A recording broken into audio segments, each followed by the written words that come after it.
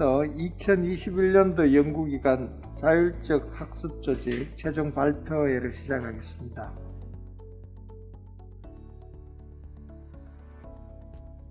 저희는 이제 문제 해결형 학습 조직으로 해서 2050 탄소 중립 모빌리티 연구회로 지난 한 6개월 동안에 전문가 분들을 좀 같이 모시고 세미나를 개최를 이제 여러 차례 했습니다.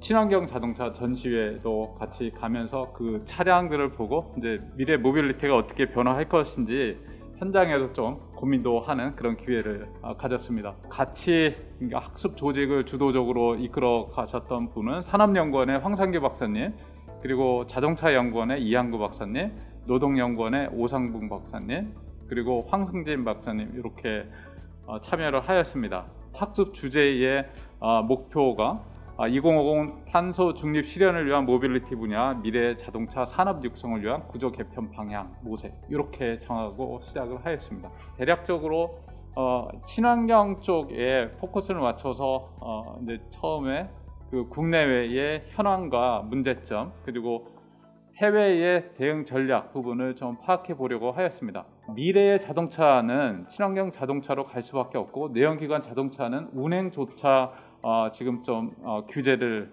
받고 있는 그런 상황입니다. 우리나라는 어떤가 살펴봤더니 지금 대다수의 부품 업체가 내연기관차 중심으로 산업 구조가 개편이 돼 있고 이게 현재의 그 전환 친환경 자동차의 그런 기술 흐름에 대응하지 못하고 있다. 이런 것을 문제점으로 저희가 진단을 해왔습니다.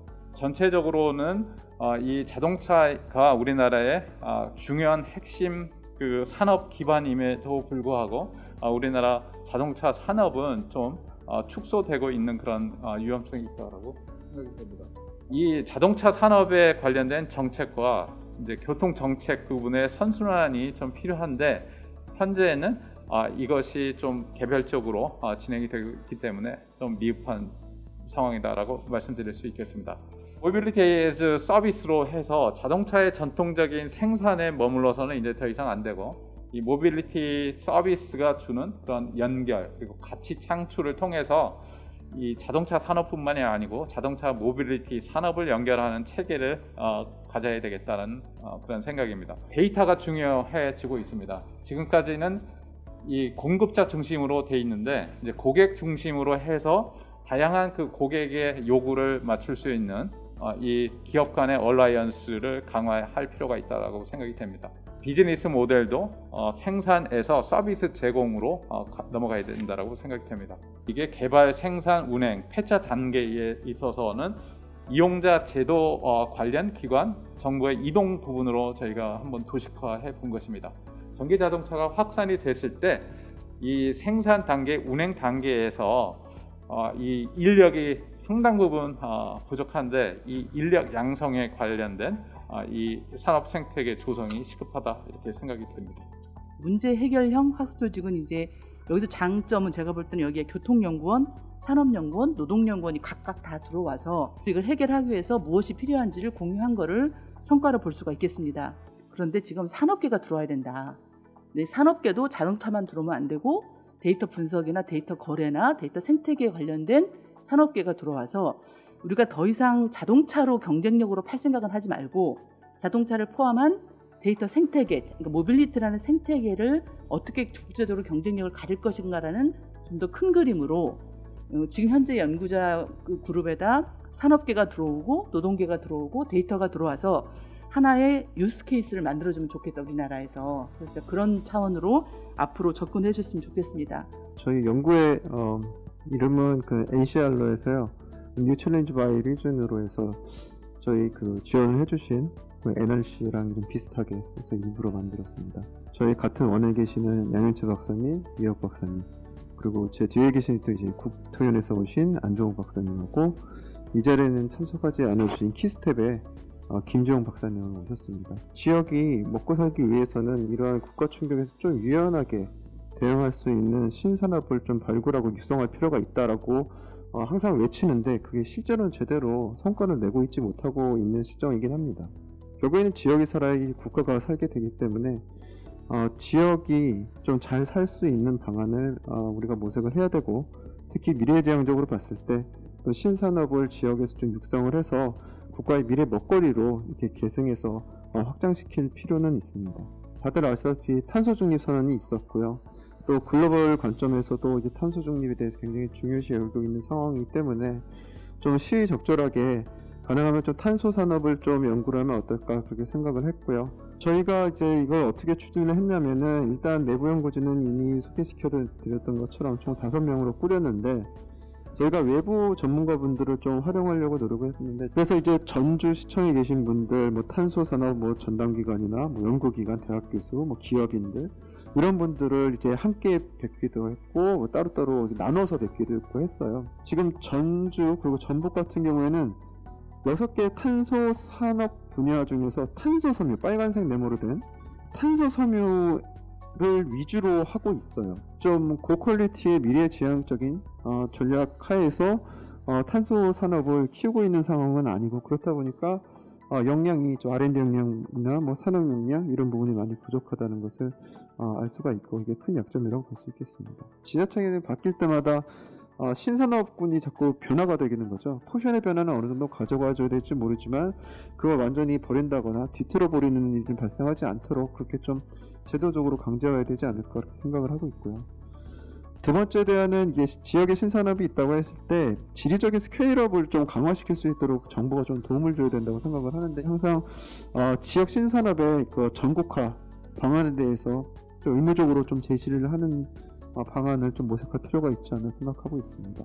과학기술적인 부분에 있어서 융법학을 통해 그 지역에 사실 원천기술을 확보를 할 필요가 있고요. 부처 간 중복성 문제가 있어가지고 이런 좀 브릿지 역할을 하는 전담 부처나 부서를 좀 하나를 지정을 할 필요가 있지 않나 생각을 했습니다. 탄소에 대해서 워낙 지금 국가적으로나 아니면 전 세계적으로 전략적 산업으로 많이 중요하다는 인식이 있어서, 그런 차원에서 이런 탄소 산업의 성장에 대해 연구하는 것은 굉장히 좀 의미가 있다. 지금 사실 이 산업에서의 뭐 지역 혁신 체제나 스케일업을 하기 위해서는 정확하게 지역의 중요한 혁신 요소들을 파악이 돼야 되는데, 산업 생산 구조나 이제 뭐 RI 지역 혁신 시스템을 연구하실 때 이런 부분에 대한 좀 논의가 좀 같이 들어가줘야지 지역 내의 탄소 섬유 산업의 경쟁력 제고에 좋은 도움이 될 것 같다는 생각을 하고 있으며, 청년 인구 수도권 쏠림, 지방 소멸 이런 상황에서 이게 과연 스케일업이 그러니까 쉬운 얘기는 아니긴 한데 어떻게 할 것인가, 전략적으로 탄소 섬유만을 지금 생산하고 있는데 이거를 무분별하게 확장을 한다. 이거에 대한 예산과 연구 인력은 어떻게 충원을 할 것인가. 그 다음에 이제 위협 부분에서 이제 정치적인 요소를 말씀하셨는데, 재무 건전성이 나빠져서 전북에서 산업에서 빠져나오면 전북 지역의 어떤 뭐 도지사의 리더십과 아무리 좋은 그런 공공기관이 있더라도 사실은 뭐 산업이 성장하는 데 있어서 한계가 있기 때문에 좀 이런 부분을 이제 향후에 차년도에 연구하실 때 고려하시면 훨씬 더 좋은 연구가 되지 않을까 생각합니다. 제가 포커스를 맞춘 건 탄소 산업보다는 이제 이 뒤에 하고자 하는 이제 비관련 다각화, 비연관 다각화 관점인데요. 비연관 다각화랑 관련 다각화는 결국은 오리지널은 기업의 경영 전략상의 개념입니다. 이 스케일을 지역으로 옮기면 굉장히 오묘한 사태가 발생하는데, 지역은 이제 거의 모든 산업이 다 있습니다. 이게 신산업이냐 아니면 관련 다각화냐 비연관 다각화냐는 굉장히 모호한 문제입니다. 그래서 이 부분은 이제 기업 단위의 문제를 지역 단위로 가져오면서 이제 개념의 재정립이 필요한 부분입니다. 실무적인 관점에서도 이제 비역 관련 다각화를 내세우는 것이 약간 정립이 필요한 부분이 뭐냐면, 그 정책 의사결정자 측면에서 보면 그 예산을 쓰려면은 예산 투입의 근거를 요구를 받습니다. 실무적 관점에서 비관련을 강조를 하려고 한다면 그 비관련의 정의가 필요합니다. 그리고 마지막으로 이제 스케일업이나 지역 간 협업 관점인데, 저도 이제 필요성은 굉장히 인정을 하고 있습니다. 제조업 생산 기반이 도단위로 이전되는 상황에서 지식 기반을 갖고 있는 지역하고 그렇지 않은 지역이 구분되는 상황에서 둘이서 합쳐서 하면 굉장히 좋은데, 이제 현행 인센티브 배분 구조를 보면 이 갈등 조정에 대해서 연구하는 게 굉장히 중요할 것 같습니다. 저희는 법적 감수성 같은 것들, 이런 것들 관련해서 사회 문제를 학습하는 그런 학습형 조직을 운영하였습니다. 법적 감수성이라고 하면은 실제로 법이 어떻게 만들어져 있는지, 그리고 법 집행이 어떻게 되는지, 이런 것들의 차이점을 저희가 알아보고자 했는데요. 사회적 그런 이슈들, 그런 내용들을 책 많이 보고, 그 다음에 뉴스 기사나 논문이나 조사 연구 보고서, 그런 것들을 통해서 자료 수집을 하고, 저희 이제 뭐 가까이 보실 수 있는 분들은 거의 매일 보고, 특별히 뭐 시간을 내서 보지 않아도 매일 뵙는 분들이고, 그리고 자주 얘기도 해서 그렇게 토론을 하고 했습니다.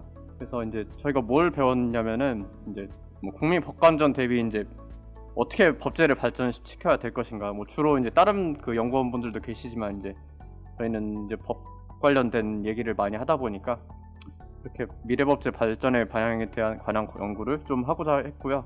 좀 젠더 감수성 같은 거를 통해서 새로운 사회를 모색하고자 하는 그런 학습을 했습니다.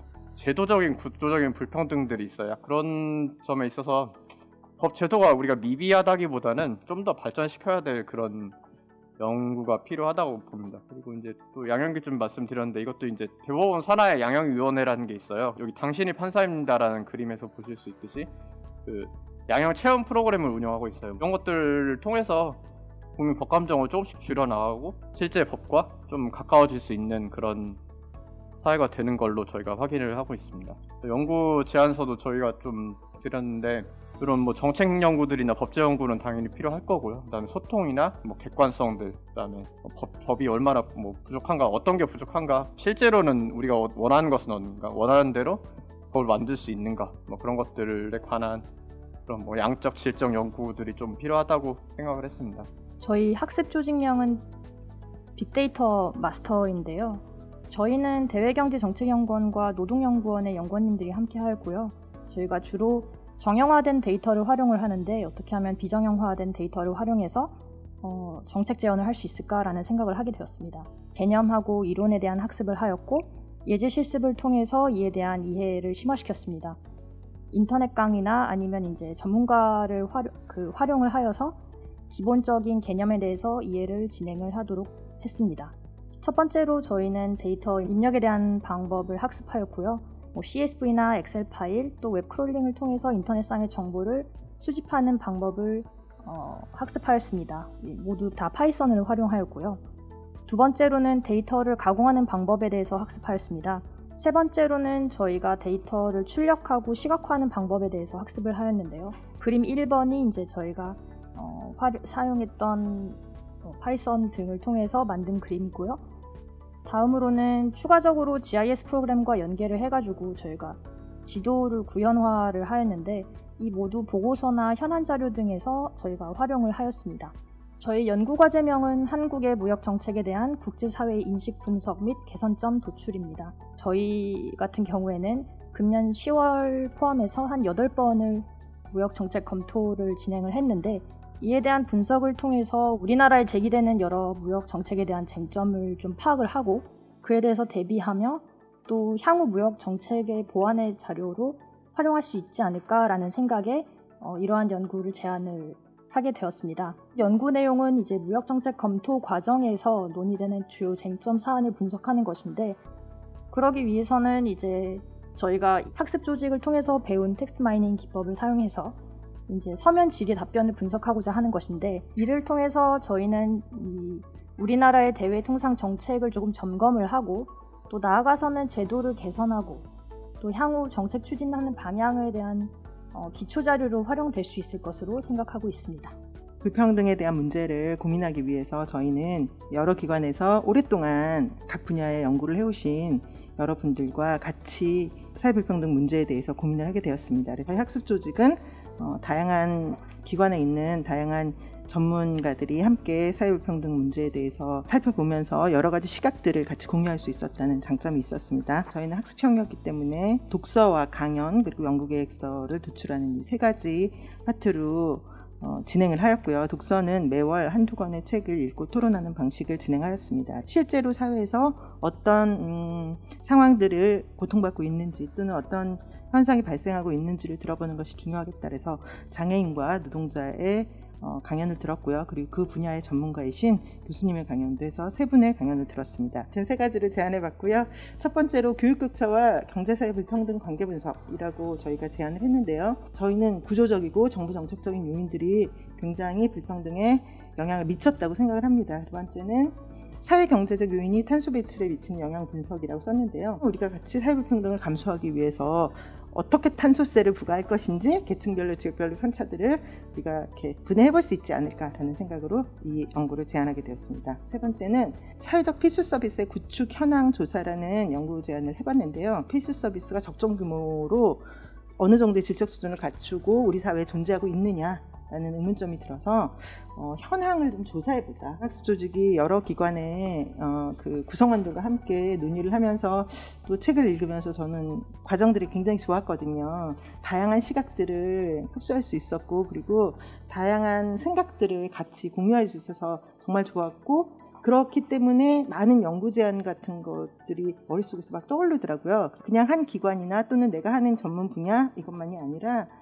다양한 사람들과 연계할 수 있는 연결 그런 구조를 연구회가 제공해 주셨으면 좋겠다 이런 바람을 가져봅니다. 먼저 저희 개요를 말씀드리면 통상정책연구회라는 이름으로 조직을 했고 제가 책임을 하고 있고 저희 연구원에 3명, 그 다음에 산업연구원 조원규 박사님 그리고 경사연에는 속하지 않지만 저기 한국소비자원의 김인숙 박사님을 이제 포함해서 6명이 참여를 했습니다.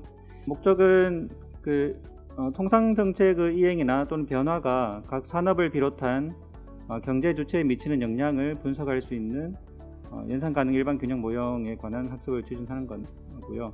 다수의 학습 회의를 했고 그 다음에 전문가 세미나를 4번 정도 개최를 해서 학습 조직의 효율성과 효과성을 제고하고자 노력을 했습니다. EU가 탄소 국경세를 도입하면 농식품 분야도 탄소 배출량에 따른 관세 부과로 이제 영향을 미칠 가능성이 있습니다. 지금 당장 농식품 분야에 영향을 미친다라고는 볼 수 없지만 미래의 영향을 염두를 두고 할 필요가 있다라는 생각이 들고요.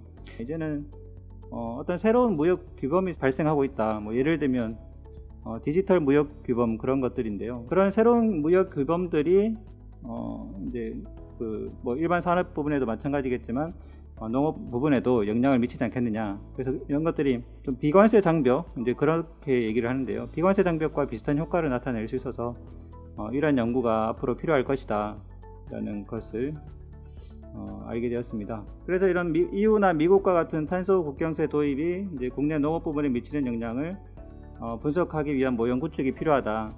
이런 차원에서 국제 탄소 국경세 도입에 따른 국내 농업 부분 영향 분석과 대응 방안 연구라는 제목으로 과제를 좀 제출을 했고요. 이런 연구 과제를 하게 되면 장기적인 관점에서 농식품 분야에도 탄소 국경세가 도입될 가능성을 염두에 두고 이제 사전적인 영향 분석이나 대응 방안 마련이 필요하고 이를 통해서 우리 국내 농업 부분의 수출 경쟁력을 조금 더 높일 수 있는 계기가 되지 않을까라고 생각을 합니다. 저희 조 이름은 IP 이해를 위한 IO 연구였는데요. 저희는 국제 정치 경제를 이해하기 위해서는 국제 기구들의 동향을 파악하는 게 필요하다고 생각해서 그거를 연구를 하는 그런 학습 조직을 구성하여 같이 공부를 해보았습니다. 저희들이 그래도 한 달에 한 번씩 모여서 꼬박 관심을 가지고 있는 그런 국제기구에 대한 연구나 조사나 그런 거를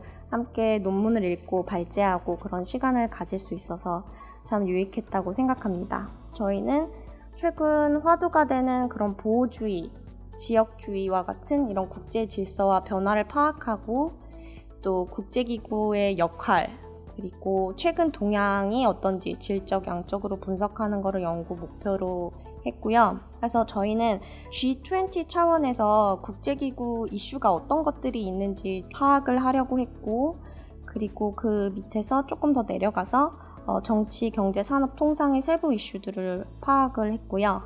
다음에는 저희 조 이름처럼 국제기구 자체가 지금 어떤 영향력을 가지고 있는지 또 문제점, 나아갈 방향 같은 데 대해서 고민을 해보았습니다. 국제무역의 80% 이상을 차지하는 이 G20라는 기구에서 선언문을 항상 내는데 그 선언문의 내용들을 파악해보면 매년 해마다 어떤 이슈가 중요한 이슈였는지 파악을 할 수 있었습니다.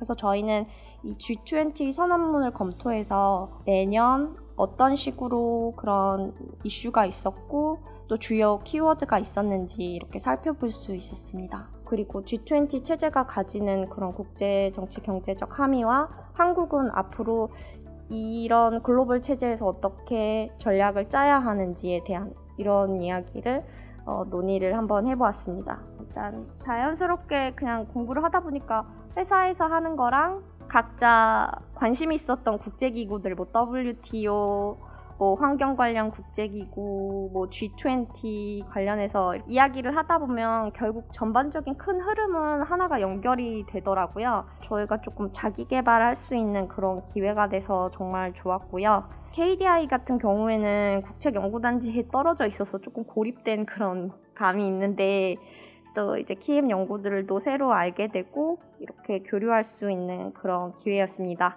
저희는 이게 물론 저희가 국책연구원 소속 연구자로서 어떤 책임감, 사명감도 중요하지만 이 분야에 대한 공통의 호기심이나 그런 즐기는 마음으로 좀 동아리처럼 임했습니다. 그래서 문제 해결을 위해서 조금 창의적인 생각도 서로 다른 기관에 있고 다른 전공을 갖고 있다 보니까 다양하게 교류하는 기회로 삼았고요. 지금 2020년에 데이터 산업에 엄격한 기준을 적용해서 데이터 과학자가 몇 명인지를 보면 3,000명 정도입니다. 저희가 10만 명이 필요하다고 제안을 드렸는데 실제로 9만 7천 명이 더 필요한 상황이고요. 이 분야 자체를 리드해야 되는 어떤 리더가 부재할 수 있는 상황이 예상되기 때문에 데이터 사이언티스트를 양성하는 게 사실은 지금 국가 산업 구조가 디지털 전환기를 맞아서 어떻게 글로벌 경쟁에서 잘 이끌어 나갈지 그런 거시적인 차원에서도 굉장히 중요하다고 생각을 합니다. 그래서 코로나 상황이긴 하지만 신입으로서 좀 더 다양하게 그 조직 경계를 넘어서 사람들을 만나고 싶은 그런 생각 때문에 이 만사평통이라는 모임을 진행을 하게 됐습니다. 이제 각자 역할을 맡아서 학습에 좀 더 관심 있는 분들은 실질적으로 데이터 사이언스를 공부하는 쪽으로 좀 준비를 했고요. 정책 연구에 관심 있는 분들은 이제 특강 기획 위주로 해서 민간 부문에서 지금 이제 데이터 사이언스가 어떻게 접목되고 있는지, 그리고 공공 부분에서 행정과 관련해서 이제 데이터 사이언스와 공공행정이라는 주제로 이제 두 분 교수님 모시고 각각 다른 날에 그래서 전문가 특강을 진행하기도 했습니다. 데이터 산업의 수요 공급 미스매치도 중요하지만 지금 젠더에 따라서 전공인 분포 차이가 크고 특히 공학 분야에서 남성 편중 현상이 심하기 때문에 산업 위주의 접근 그리고 빠르게 뭐 인력을 양성해야 된다 이런 식으로만 접근하면 지금 존재하고 있는 성별 불평등 현상이 데이터를 매개로 해서 더욱 심화될 수 있다는 우려들에 대해서도 저희가 관심이 많았습니다. 그러다 보니까 여성을 위한 평생교육 체제라든지 데이터 리터러시 교육 이런 것들에 좀 관심이 많았고요. 기존의 자기 직무를 유지하면서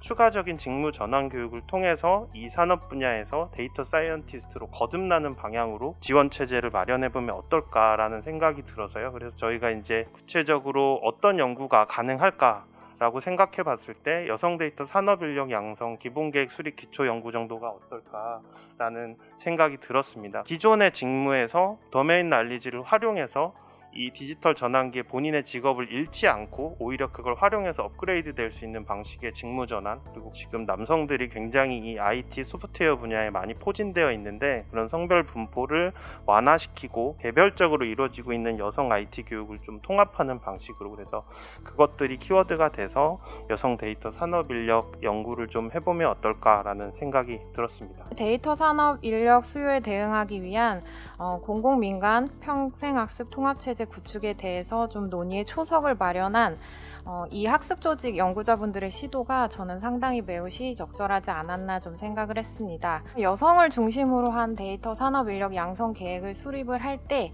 아마도 대상에 부합하지 않는 사람이 좀 다수이거나 전문성이 우려될 소지가 있습니다. 제시해주신 데이터 사이언티스트 유형들을 좀 고려할 뿐만이 아니라 분야별로 다양한 시도와 전략적 접근이 좀 필요할 것으로 보여집니다. 디지털 사이언티스트를 양성하기 위한 훈련 프로그램은 무엇보다 데이터 산업 분야의 성장 속도에 상응해야 할 뿐만 아니라 적시적소의 정책 투자가 동반되어야 할 것입니다. 이에 민간 훈련기관의 유연함과 공공 분야의 안정적인 기반이 잘 결합이 되어서 현장 착근형 정책으로 구현될 수 있도록 국내외 민간 훈련기관 및 온라인 교육 프로그램에 대해서 사실 좀 더 보다 구체적인 분석이 선행될 필요가 있는 것 같습니다.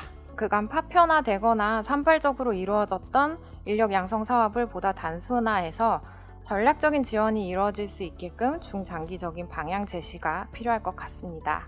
연구 분야도 그렇고 또 제 개인적으로도 출산과 육아를 경험하고 취업 시장에 뛰어들 이제 준비를 하고 있는 입장에서 여성 데이터 사이언티스트는 너무나 매력적인 것 같습니다. 그런데 실제적으로 이걸 어디서 시작해야 하는지에 대한 매핑이 없어서 좀 막막한 점이 있는데요. 어디서부터 어떤 걸 시작해서 그 취업 시장에까지 실제 연결되어져야 하는지 그 가는 방향이나 길에 대해서 좀 막막하고 어떤 걸 선택해야 하는지에 대한 개인적인 조력자가 없다면 그냥 일반적으로 이것을 시작하기에 있어서 좀 모호한 점이 많다는 생각이 들고 또 실제적으로 제가 경험하고 있는 그런 어려움이라고 생각을 합니다. 실제 그 취업 시장에 그 할 수 있는 연구 분야에 제가 갈 수 있는 방법들을 제 개인적으로도 알고 싶고 그것에 이 학습 조직이 도움이 되었으면 좋겠다는 생각입니다. 저희는 이제 인공지능 보편화 시대를 준비하는 전문 인력 교육 및 운용 전략 탐색 연구 조직이라고 해서 저희 한국행정연구원의 박사님 2분 그리고 한국직업능력연구원의 박사님 3분 이렇게 5분이서 같이 연구를 이제 학습을 진행했고요. 보여드렸던 그런 그래프에서 볼 수 있는 것처럼 하나 확실한 거는 기술 혁신 속도는 엄청나게 빠르고 인공지능이 보편화되는 시대 우리는 언제일지 모르겠지만 우리가 생각하는 것보다 굉장히 빠를 수 있다는 겁니다. 그렇기 때문에 어떻게 보면 우리는 인공지능 보편화 시대를 준비하는 게 전혀 빠르지가 않은 거죠. 총 4번의 전문가 초청 강연을 했어요. 6월에는 이제 수니 버펄로의 이제 박지영 교수님을 모셔서 거시경제 모델 활용을 해서 정책 효과성 평가하는 방안에 대해서 말씀을 드렸습니다. 이틀 동안에 1박 2일로 저희 연구진 워크숍을 했어요. 이걸 어떻게 발전시켜 가지고 우리가 모여서 시너지를 낼 수 있는 연구 과제를 할 수 있을까? 저희가 이제 중간 결론을 내린 거는 인공지능 보편화로 인한 파급 효과는 산업별로 그리고 국가별로 상이할 것이다. 그리고 그렇기 때문에 인공지능이 대체 가능한 직무를 데이터에 기반해서 산업별로 제시해야 된다.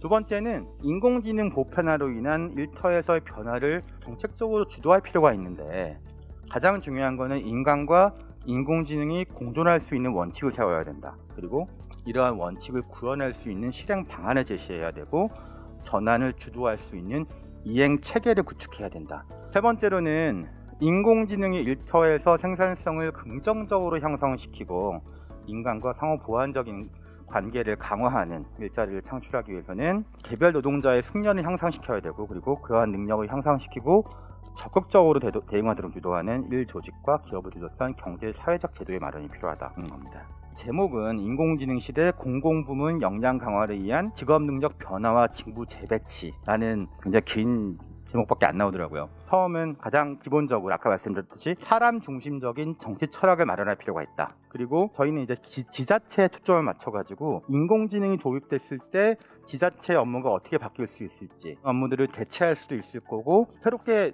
도움받을 수 있을 거예요. 그래서 지자체의 직무 변화상을 보고 마지막으로 직무 변화가 일어났을 때 직무 재배치는 어떻게 해야 되는지 직업 교육은 어떻게 이루어져야 되는지를 마련하려고 합니다. 인공지능 기술이 갖고 있는 범용성 그리고 전 산업에 걸친 파급 효과를 고려하면은 그 수혜 대상은 매우 광범위할 거로 생각이 되고요. 또 공공 차원, 민간 차원에서도 굉장히 긍정적인 효과를 기대할 수 있을 것으로 저희는 예상하고 있습니다. 지자체에서 지금 수행하고 있는 상당 부분의 업무들이 제가 생각하기로는 AI로 대체될 가능성이 있다라고 판단이 되어집니다. 첫 번째로는 공직의 인재상부터 바뀌어야 된다라고 생각이 들어져요. 두 번째, 그 공직사회 인력을 조금 더 유연하게 했으면 좋겠다라는 생각을 했어요. 그렇게 되면 세 번째 공직사회가 무엇이 변해야 되냐, 임금 체계도 변해야 될 것 같다라고 생각을 하고 있어요. 그리고 네 번째로는 지금 현직에 있는 공무원들을 어떻게 저희가 사용할 것인지에 대한 문제가 필요할 것 같아요. 인적 자본을 관리할 것인지 이들을 어떻게 AI와 연계해서 시너지를 낼 수 있는 사람으로 인적 자본으로 만들 수 있을지에 대한 고민이 필요한데요. 누군가 저에게 공직사회 인재상이 무엇이냐라고 물으면 전 주저없이 말할 거다. 4차 산업혁명을 대비할 수 있는 데이터를 다룰 수 있는 인력이 공직사회에서 가장 중요한 인재다라고 말을 할 거다라고 이야기를 했기 때문에 기본적으로 데이터를 다루고 이해하고 관리할 수 있는 능력을 가진 자가 공직사회에 성공한다라는 이야기를 해주고 있어요. 덧붙여서 가장 중요한 건 현직에 있는 공무원들의 그 데이터 관리 능력, 그 데이터를 할 수 있는 갭 분석이 좀 필요하겠죠. 병원에 오는 사람들은 의사를 만나는 시간보다 아닌 사람 만나는 시간이 훨씬 많아요. 그래서 이렇기 때문에 이 사람들에 대해서 이 사람들을 어떻게 하면 아까 말한 대체를 하든 아니면 대체를 시켜가지고 이 사람들한테 신경을 덜 쓸 수 있게 뭐 간호의질을 높일 수 있게 서비스질을 높일 수 있게 환자들이 어떤 경로로 왔고 어떻게 와서 어떤 서비스를 보통 제일 많이 쓰고 하는 이 데이터를 분석하는데 좀 신경을 좀 써줬으면 좋겠거든요. 왜냐면 그게 우리가 병원에서 시간을 제일 많이 아끼고 그 다음에 제일 필요한 정보를 얻어갈 수 있는 가장 핵심인데 그게 없기 때문에 의료행정 쪽에서 빅데이터 그 전산 자료나 이런 걸 갖다가 좀 많이 만드는 그쪽에서 연구를 좀 해줬으면 하는 거고 마지막으로 인구가 감소되는 지역 같은 경우는 영상학과 의사 선생님을 구할 수가 없어서 뭐 되지 않다든지 비대면 진료를 원하기도 하는데 되지도 않고 있고 또는 예를 들면 이제 키오스크 같은 게 AI 시스템 같은 게 잘 돼 있다고 하면은 지방에서 의사 선생님 혼자서 청구도 하고 진료도 하고 모든 걸 다 할 수 있어요. 나머지 의사가 판단하는 거 외에는 모든 거가 다 이제 의료 행정적인 부분에서 AI가 좀 대체할 수 있는 부분을 좀 연구해 줬으면 좋겠다. 저희들이 생각할 때는 이 학습 조직을 통해서 제일 성과를 제대로 보여줄 수 있는 것은 학습을 통해서 우리가 역량을 개발하고 연구 주제를 개발해서 우리가 하는 일이 연구니까 그 연구하고 연결시키는 것이 가장 중요하다 이렇게 봅니다. 좋은 주제에 대해서 제안을 해서 그게 연구로 연결이 되고 연구를 통해서 성과를 낼 수 있도록 이렇게 같이 우리가 학습자들과 연구회가 같이 노력했으면 좋겠다 하는 말씀을 마지막으로 드리겠습니다. 네, 감사합니다.